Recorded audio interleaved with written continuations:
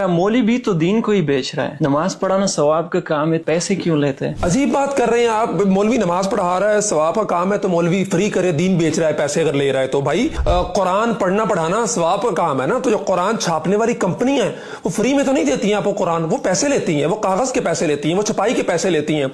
हज करना सवाब का काम है, फर्ज है। ट्रैवल एजेंसियां आपको मुफ्त में तो हज पे नहीं भेज देती, वो पैसे लेती हैं ना आपसे। जहाज वाले पैसे लेते हैं आपसे। मस्जिदें बनाई जाती हैं, अंदर नमाज होती है, कुरान पढ़ा जाता है, सारे नेकी के काम होते हैं। लेकिन मिस्त्री मस्जिद बनाने के पैसे लेता है, मस्जिद में लगने वाली सीमेंट के आप पैसे देते हैं, सरिये के पैसे देते हैं, मजदूरों को आप पैसे देते हैं। शादी आधा ईमान है, निकाह सुन्नत है, दीन का हिस्सा है। लेकिन बेद छुआरों से लेके, कपड़ों से लेके, कैटरिंग वालों से लेके, शादी हाल वालों पे लाखों रुपए आप लुटा देते हैं। लेकिन अगर मौलवी को 5,000 रुपया, 10,000 रुपया, निकाह जिसने पढ़ाना है, आपके इस रिश्ते को हलाल करना है, अगर आपको देने पड़ जाए तो आपको मौत पड़ जाती है। अजीब बात कर रहे हैं।